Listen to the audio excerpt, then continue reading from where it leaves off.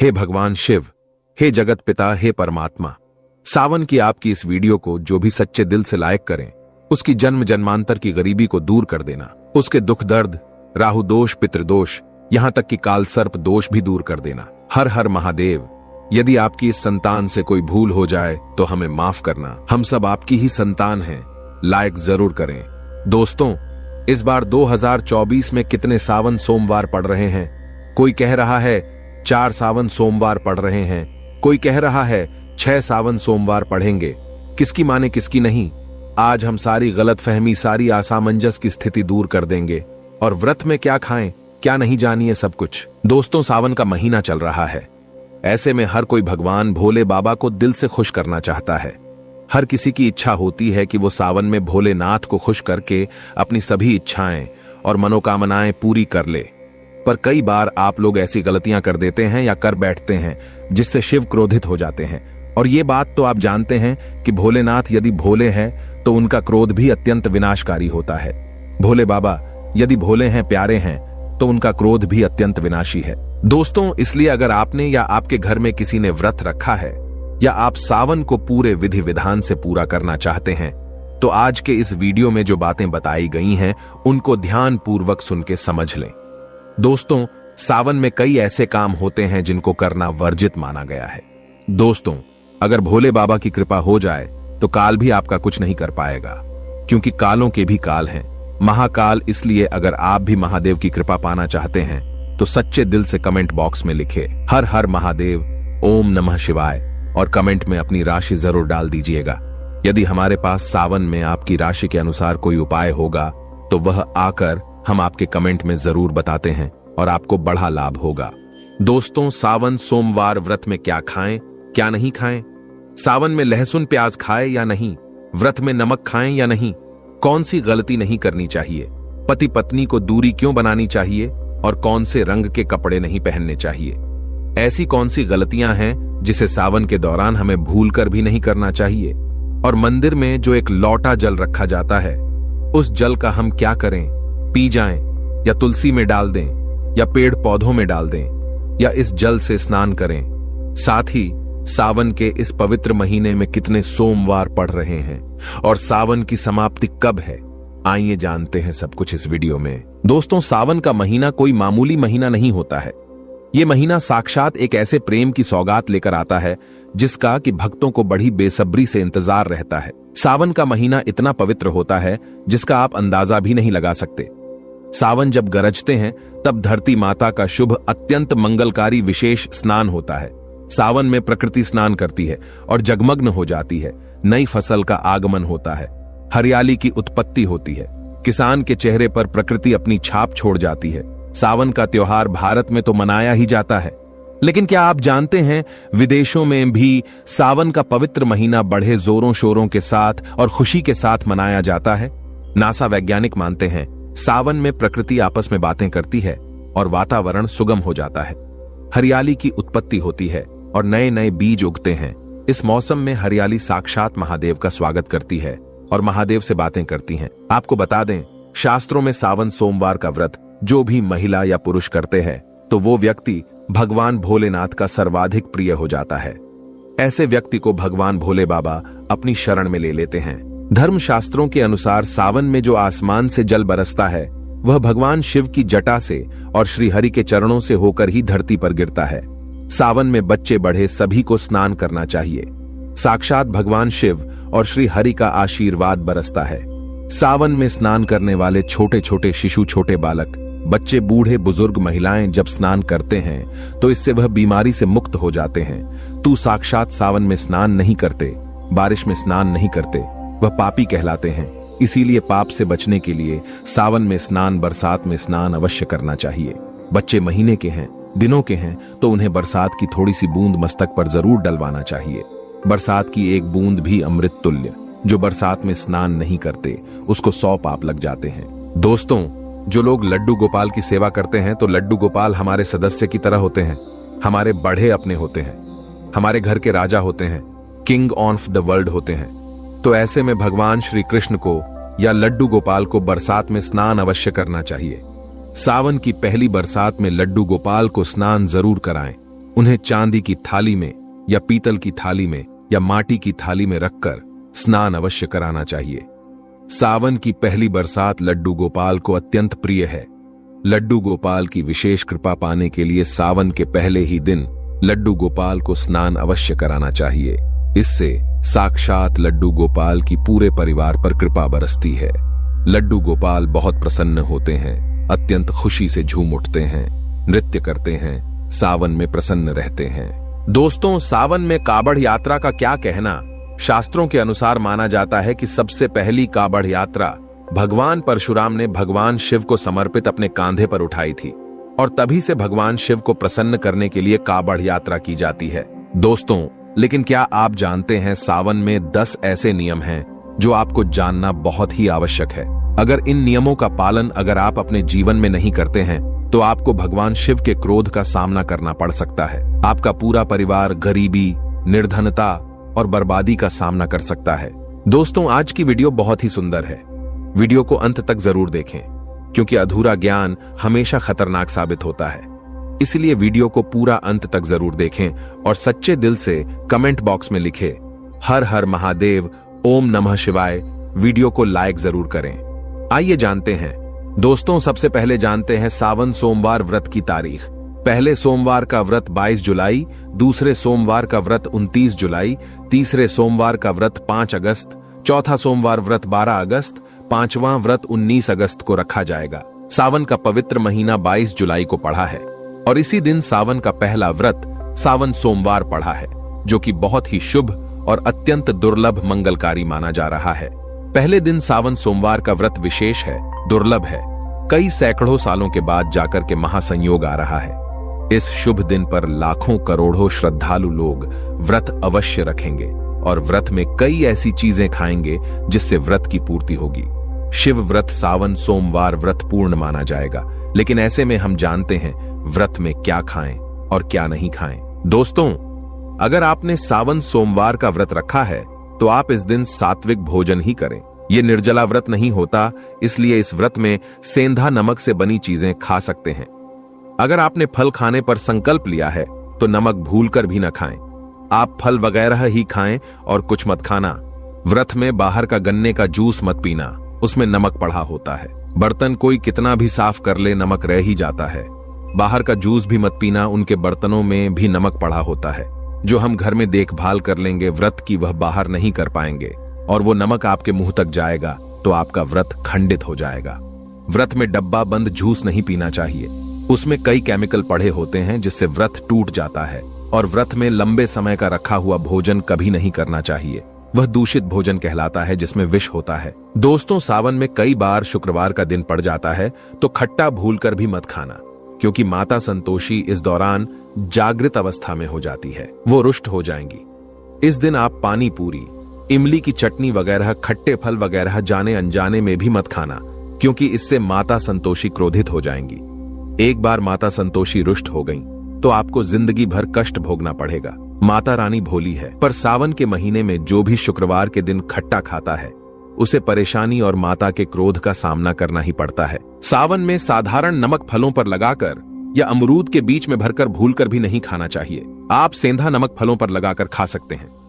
सावन के व्रत में चाय आप पी सकते हैं, लेकिन चाय में नमक मत डालना, इससे हड्डियां गल जाती हैं। सावन के व्रत में दूध नहीं पीना चाहिए, इससे भगवान शिव क्रोधित हो जाते हैं। सावन में हल्दी मिलाकर दूध पीने से भयंकर श्राप लगता है। सावन में बच्चों को दूध पी लेना चाहिए, पर घर में बड़ों को दूध नहीं पीना चाहिए। यदि कोई बीमार है, किसी कारणवश यदि दूध की आवश्यकता हो तो उसे पी लेना चाहिए। यदि सावन का व्रत अगर आपने मीठे पर रखा है तो आप मीठी मीठी बर्फी भोग लगाने के बाद खाइए। शिव को भोग लगाने के बाद खीर पराठा या दही पराठा खा सकते हैं। मीठी मिश्री खाएं या आटे का मीठा मीठा चीला बनाकर आप खा सकते हैं। यदि व्रत छटपटे पर रखा है तो आप चाहें तो सेंधा नमक से बने आलू के पकवान खा सकते हैं। आलू की सब्जी कुत्तू के आटे की रोटी के साथ खा सकते हैं। सादा दही में डालकर खीरा खा सकते हैं, धनिया खा सकते हैं, लौकी या कद्दू की सब्जी भी खा सकते हैं। और आटा खाते समय आटा ध्यान से देख लें, पुराने आटे में कीड़े पड़ जाते हैं जिससे आपका व्रत खंडित हो सकता है।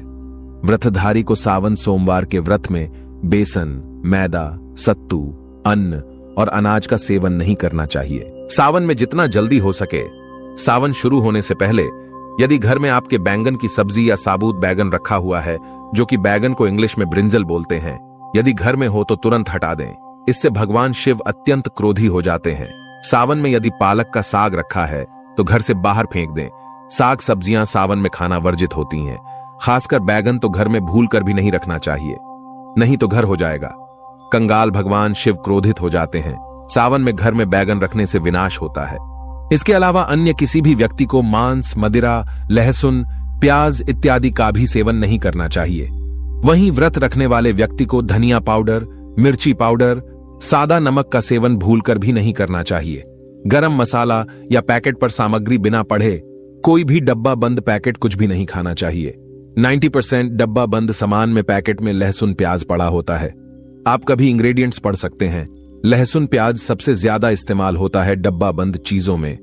और सावन में यदि हमने गलती से यह चीज खा ली तो हमारा व्रत टूट सकता है। सावन में चाहे आपका व्रत हो या न हो, किसी भी व्यक्ति को खड़ी पकोड़ा नहीं खाना चाहिए। और वहीं पत्तेदार सब्जियां, पालक, मेथी, लाल भाजी, बथुआ, पत्ता गोभी जैसी सब्जियां या साग सब्जियां भूलकर भी नहीं खानी चाहिए।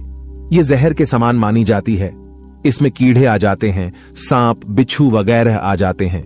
और जो भी व्यक्ति सावन में बैगन की सब्जी खाता है, उस व्यक्ति को घोर पाप लग जाता है। इसी कारण लोग द्वादशी और चतुर्दशी पर बैंगन नहीं खाते। पत्तेदार सब्जियां क्यों नहीं खाई जाती, इसके पीछे एक कथा है, मैं आपको बताऊंगा। दोस्तों, सावन के पवित्र महीने में कौन सी गलतियां नहीं करनी चाहिए? ये गलतियां पाप का भागीदार तो बनाती ही हैं, साथ ही साथ ऐसा व्यक्ति नरक में अटका ही रह जाता है। सावन में घर के सभी लोगों को सुबह जल्दी उठना चाहिए और जितना जल्दी हो सके कम से कम पहला सावन स्नान अवश्य करें। परिवार में सबको स्नान करना चाहिए। यदि कोई बीमार है तो उस पर गंगा जल के छींटे मार दे। सावन में किसी भी गरीब का अपमान न करें। क्या पता उस गरीब के रूप में भगवान शिव हो, क्योंकि भगवान शिव सावन में अपने भक्तों की परीक्षा लेने आते हैं। सावन में देर तक सोने वाली महिला का पति बर्बाद हो जाता है और उसकी मृत्यु निकट भविष्य में जल्दी हो जाती है। इसलिए पति के उठने से पहले सावन में हर स्त्री को जल्दी उठ जाना चाहिए और भगवान शिव की पूजा करनी चाहिए। सोमवार व्रत आपको अवश्य करना चाहिए। ऐसा करने से धन, लक्ष्मी का वास होता है। सावन में पति पत्नी को सहवास नहीं करना चाहिए।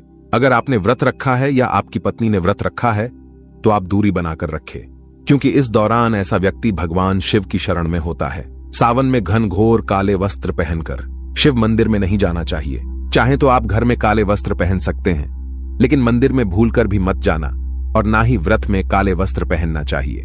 वैसे तो सावन में लहसुन प्याज नहीं खाना चाहिए, पर यदि आपका व्रत है तो उस दिन पूरे परिवार को लहसुन प्याज से परहेज करना चाहिए। सावन के महीने में घर में गंदगी नहीं होनी चाहिए, इससे प्रकृति नाराज हो जाती है। सावन में आपके घर का जो मंदिर है उसमें माचिस के खाली पड़े डिब्बे या माचिस नहीं रखनी चाहिए। सावन में घर में किसी भी व्यक्ति को गाली नहीं देनी चाहिए, चुगली आदि नहीं करनी चाहिए। पत्नी को अपशब्द नहीं कहने चाहिए और न ही पति को अपशब्द कहने चाहिए। इससे भगवान शिव आपको श्राप दे देते हैं। सावन में जो भी व्यक्ति दूध में हल्दी डालकर पीता है उसके ऊपर महाकाल का क्रोध बरसता है। सावन में बाल, नाखून, दाढ़ी वगैरह नहीं बनवाना चाहिए। ये आपको पहले कर लेना चाहिए। कोई ज्यादा समस्या हो तो आप ऐसा कर सकते हैं, पर शिवजी से क्षमा अवश्य मांग लें। सावन में शरीर पर तेल नहीं लगाना चाहिए। यदि आपका व्रत है तो आप शरीर पर तेल न लगाएं। दोस्तों, माता पिता का सम्मान करना चाहिए, क्योंकि माँ माता पार्वती और पिता भगवान शिव को माना जाता है। इसलिए माता पिता में इन दोनों का वास होता है। माँ पिता का आदर करने से भगवान शिव और माँ पार्वती प्रसन्न होते हैं। सावन में देवी देवता से जुड़ी कोई भी शुभ चीज उपहार के तौर में कभी किसी को मत देना, नहीं तो भगवान शिव आपके घर से सदैव के लिए चले जाएंगे। दोस्तों, अब जानते हैं सावन के इस पवित्र महीने में शिवलिंग पर कौन कौन सी चीजें नहीं चढ़ानी चाहिए जिससे आपको पाप न लगे। शिव पुराण के अनुसार शिव भक्तों को कभी भी भगवान शिव को तुलसी, हल्दी और सिंदूर सहित ये 6 वस्तु नहीं चढ़ानी चाहिए। पौराणिक कथा के अनुसार केतकी के फूल ने ब्रह्मा जी के झूठ में साथ दिया था, जिससे नाराज होकर भगवान भोलेनाथ ने केतकी के फूल को श्राप दिया। इसलिए केतकी का फूल शिवलिंग पर नहीं चढ़ाया जाता। और वहीं नारियल का पानी भी शिवलिंग पर कभी भी अर्पित नहीं करना चाहिए। शंख से जल भी भगवान भोलेनाथ को नहीं चढ़ाना चाहिए। शास्त्रों के अनुसार सुबह 5 बजे से लेकर सुबह 11 बजे तक शिवलिंग पर जल चढ़ाना बहुत ही शुभ और अत्यंत मंगलकारी होता है। कभी भी शाम के समय शिवलिंग पर जल न चढ़ाए। शास्त्रों के अनुसार शिवलिंग पर काली मिर्च चढ़ाने से रोगों का नाश होता है। इसके साथ ही सुख समृद्धि की प्राप्ति होती है। घर में कभी भी अंगूठे के आकार से बढ़ा शिवलिंग नहीं रखना चाहिए और शिवलिंग पर जल धारा अवश्य होनी चाहिए। भगवान भोलेनाथ को टूटे हुए अक्षत कभी अर्पित नहीं करने चाहिए, इससे वो क्रोधित हो जाएंगे। सावन के पवित्र महीने में कटे फटे बेलपत्र शिवलिंग पर अर्पित नहीं करने चाहिए। बेलपत्र की संख्या 3 होनी चाहिए। बेल पूरे साबुत होने चाहिए, लेकिन आप 6 महीने पुराने बेलपत्र भी शिवलिंग पर अर्पित कर सकते हैं, लेकिन वो कटा फटा ना हो। 6 महीने तक बेलपत्र पवित्र और शुभ माना जाता है। सच्चे दिल से बेलपत्र शिवलिंग पर चढ़ाने से 21 मनोकामनाएं पूर्ण हो जाती हैं। भगवान शिव को दूध में पानी डालकर नहीं अर्पित करना चाहिए, इससे आपको फल भी इसी तरह ही मिलेगा। भगवान शिव को एक बूंद भी आप अर्पित कर सकते हैं, पर दूध शुद्ध होना चाहिए और आपका मन भी शुद्ध होना चाहिए। शास्त्रों के अनुसार पीतल के कलश से शिवलिंग पर दूध चढ़ाना सबसे उत्तम बताया गया है। धार्मिक कर्म कांड में पीतल के बर्तनों का विशेष महत्व बताया गया है। विवाह आदि के कार्यों में इसलिए पीतल के बर्तनों का प्रयोग किया जाता है। आपको बता दें, सोमवार को पीतल के कलश से ही शिवलिंग पर दूध से अभिषेक शुभ बताया गया है। स्टील और प्लास्टिक से बने बर्तन का प्रयोग न करें।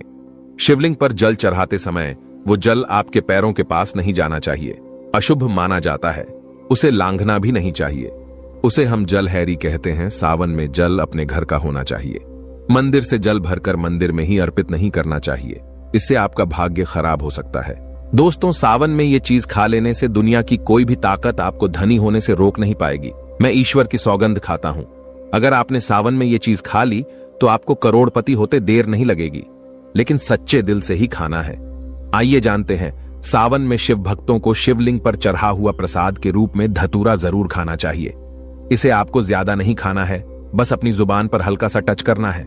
ज्यादा खाएंगे तो आप बीमार पड़ जाएंगे, इसलिए बस टच कर ले। आप देखना, आपके अंदर सकारात्मकता का संचार होगा और आपको धनी होने से कोई नहीं रोक पाएगा। दूसरा है बेल फल। बेल फल प्रसाद के रूप में खाने से माता पार्वती के साथ साथ भगवान शिव की कृपा भी बरसेगी और समस्त 33 कोटि देवी देवता आपको धनवान बनाएंगे। बस ये चीजें आपको खाना है और आप खुद देखना, आपको धनी होने से दुनिया की कोई भी ताकत रोक नहीं पाएगी। दोस्तों, आखिरी में अब हम जानते हैं, सावन में जो घर के मंदिर के अंदर जो एक लोटा जल रखा जाता है उसका क्या करें। मंदिर का लोटा कैसा हो, पीतल का हो, तांबे का हो, और मंदिर में जो एक लोटा जल रखा होता है उस जल का हम क्या करें। कुछ लोग करते हैं सावन में गलती और बाद में पछताते हैं। ऐसी गलती आप कभी मत करना, नहीं तो कंगाल हो जाओगे, बर्बाद हो जाओगे। मंदिर में एक लोटा जल ऐसे कभी मत रखना, इससे भोले बाबा अप्रसन्न हो जाते हैं। और अब आपका प्रश्न है कि क्या मंदिर में जो हम जल रखते हैं क्या वो रखना जरूरी है, और अगर हम रखते हैं तो उस जल का क्या करें। देखिए, मंदिर में जल रखना बहुत आवश्यक है। जल एक ऐसी चीज होती है जिसमें सभी प्रकार की जो एनर्जी होती है ऑन ऑब्जर्व हो जाती है। तो जो हम पूजा पाठ करते हैं, मंत्रों का जप करते हैं या वहां पर प्रार्थना करते हैं, जो भी हमारे अपने मन की कामना भी कहते हैं, भगवान से तो सभी चीजें उस जल में समाहित हो जाती हैं। इसीलिए पूजा करने से पहले घर के मंदिर में एक लोटा जल रखा जाता है और उसके बाद दीपदान मतलब एक दीपक प्रज्वलित कर दिया जाता है। यह अग्नि और जल का एक तरह से बैलेंस भी हो जाता है और इसीलिए शास्त्रों के अनुसार घर के मंदिर में एक लोटा जल भी हमेशा होना चाहिए और दीपक भी प्रज्वलित करना चाहिए। तो अब इस जल का करना क्या चाहिए। देखिए, जब हम जल रखते हैं, सुबह की पूजा में रखते हैं, मतलब सुबह जो हम पूजा करते हैं, प्रातःकालीन पूजा, उस समय जल रखा जाता है और वह जल हम अगले दिन उठते हैं। मतलब जब आप अगले दिन पूजा करने जाते हैं दोस्तों, स्नान इत्यादि करने के बाद तो आप उस जल को उठाते हैं। सबसे पहले तो उस जल का प्रयोग सुन लीजिए। आप अपने घर के सारे कमरों में मतलब पूरे घर में उस जल का छिड़काव करते हैं, तो इससे आपके घर का शुद्धिकरण हो जाता है, क्योंकि वह बहुत ही पॉजिटिव एनर्जी से भरा हुआ जल होता है। इससे कई बीमारी स्वतः ही दूर हो जाती है। उस जल का छिड़काव करने से किसी भी प्रकार की नकारात्मक ऊर्जा का प्रवेश आपके घर में नहीं होता। किसी भी प्रकार की परेशानी आपके घर में हो, अगर आप नियमित तौर पर उस जल का छिड़काव करें अपने घर में, तो निश्चित ही आप परेशानियों से मुक्ति पा जाते हैं। किसी के कर तंत्र मंत्र के प्रभाव से मुक्ति पा जाते हैं। दूसरा, इसका उपाय आप कर सकते हैं, जैसे कि घर में कोई बीमार है तो आप इस जल को उस व्यक्ति को पीने के लिए दे सकते हैं। और यह जल इतना पावरफुल होता है कि इस जल को पीने से बड़ी बीमारियों से, मतलब लंबी बीमारियों से भी धीरे धीरे राहत मिलने लग जाती है। कई बार होता है ना कि आप लोगों के प्रश्न आते हैं कि दवाई तो हम कर रहे हैं लेकिन दवाई हमें लगता ही नहीं है, दवाई का कोई प्रभाव ही देखने को नहीं मिलता। तो ऐसे में अगर दवाई के साथ साथ उस जल को पीने के लिए रोगी को दिया जाए, यानी मेडिसिन इसी पानी से अगर खाई जाए, तो बहुत अच्छी दवाइयां काम करने लग जाती है।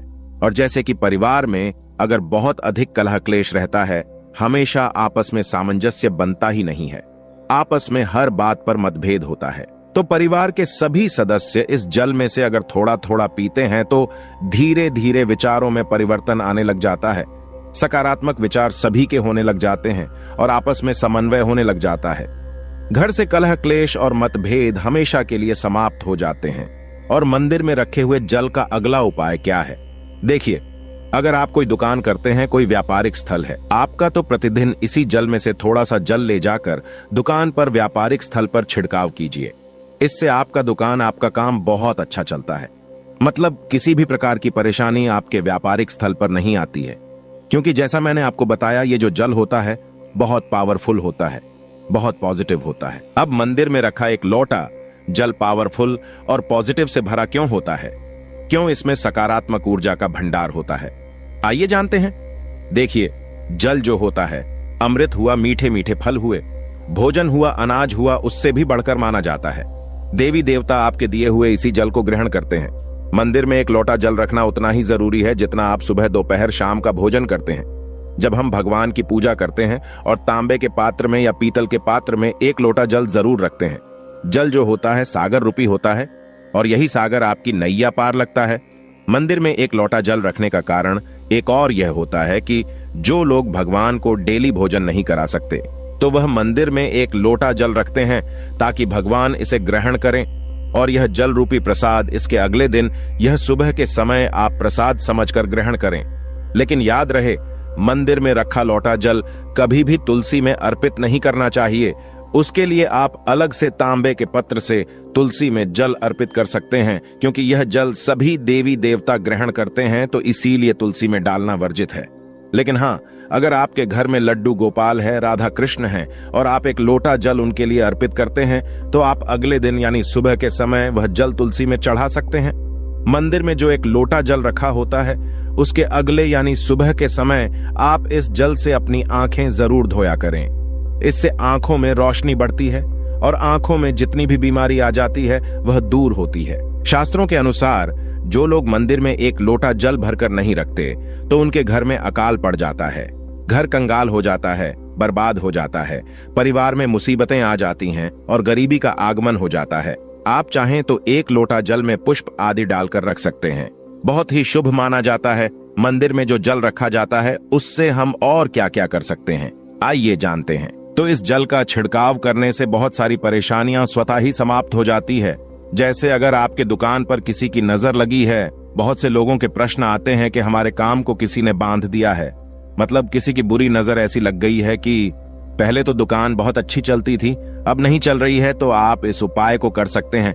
निश्चित ही बहुत जल्द ही आपको परेशानियों से मुक्ति मिल जाती है और दिन दुगनी रात चौगुनी आपके व्यापार में तरक्की होती है। और हाँ, मंदिर में रखे हुए जल को आप अपने घर की रसोई में, खाना बनाने में, पीने में भी प्रयोग कर सकते हैं। लेकिन खाना बनाने में प्रयोग तभी कीजिए जबकि आपके घर में बिल्कुल सात्विक भोजन बनता हो, मतलब लहसुन प्याज अगर आपके घर में बनता हो तो खाना बनाने में इस जल का प्रयोग नहीं किया जा सकता है। फिर आप इस जल को थोड़ा थोड़ा परिवार के सदस्य मिलकर ग्रहण कर सकते हैं और बचे हुए जल को आप अपने घर में पौधों में डाल सकते हैं। तो देखिए, ऐसा नहीं है कि मंदिर पर रखा हुआ जल बेकार होता है, किसी काम का नहीं होता है। बहुत सारे उपयोग इस जल के होते हैं। अगर हम सही तरीके से प्रयोग करें तो अपने जीवन की बहुत सारी परेशानियों का समाधान मात्र इस एक लोटा जल से हम कर सकते हैं। तो ध्यान रखिए कि मंत्रों से अभिमंत्रित जल बहुत महत्वपूर्ण होता है, बहुत शक्तिशाली होता है और हमारे घर के मंदिर पर रखा हुआ जल देवताओं का आशीर्वाद होता है, क्योंकि पूरे समय वह देवताओं के पास होता है। देवी देवता वहां पर रहते हैं, तो उस जल में हर प्रकार की शक्ति समाहित होती है। जो कि सकारात्मक शक्तियां होती है। और इस जल का प्रयोग अगर हम सही तरीके से करते हैं, मतलब उसको पीने में करते हैं, खाना बनाने में करते हैं, घर में जल का छिड़काव करने में करते हैं, तो इससे हमारी समस्याओं का समाधान होता है। और अगर कोई भी कार्य नियमित तौर पर मतलब प्रतिदिन किया जाता है तो उसका हमें लाभ प्राप्त होता है। कभी कभी करेंगे तो निश्चित ही आपको उतना लाभ दिखाई नहीं देगा, लेकिन अगर आप नियम बना लेंगे कि हर रोज उसी जल से घर में छिड़काव करना है, घर में प्रत्येक व्यक्ति को थोड़ा थोड़ा पीने के लिए देना है, बचे हुए जल को पौधों में डाल दीजिए, दुकान पर छिड़क दीजिए, अपने घर के व्यापारिक स्थल पर छिड़काव कीजिए, बच्चों की बुक्स शेष में, अपने घर की तिजोरी में, हर जगह इस जल का छिड़काव कीजिए और नियमित तौर पर कीजिए। चमत्कार आपको निश्चित ही देखने को मिलेगा। इसी प्रकार से जो रसोई में रखा हुआ जल होता है, उसका छिड़काव अपने घर के मुख्य द्वार पर कीजिए, तो इसका भी आपको लाभ बहुत ही शीघ्र दिखाई देगा। लेकिन इसे अपने रूटीन में शामिल करना होगा, प्रतिदिन नियम से यह कार्य करना होगा, तभी आपको लाभ देखने को मिलेंगे। और हाँ, कई लोगों के प्रश्न आते हैं कि मंदिर पर जो रखा हुआ जल होता है, तो जब हम अगले दिन उठाते हैं तो उसमें कई बार कुछ चीजें पड़ जाती हैं, कोई कीड़े मकोड़े पड़े जाते हैं। क्योंकि खुला होता है तो क्या हम उसे ढक सकते हैं? जी हाँ, बिल्कुल ढक सकते हैं। जब आप पूजा करते हैं सुबह के समय, तो जब तक पूजा कर रहे हैं, जब तक मंत्रोच्चारण कर रहे हैं, तब तक जल खुला रखिए।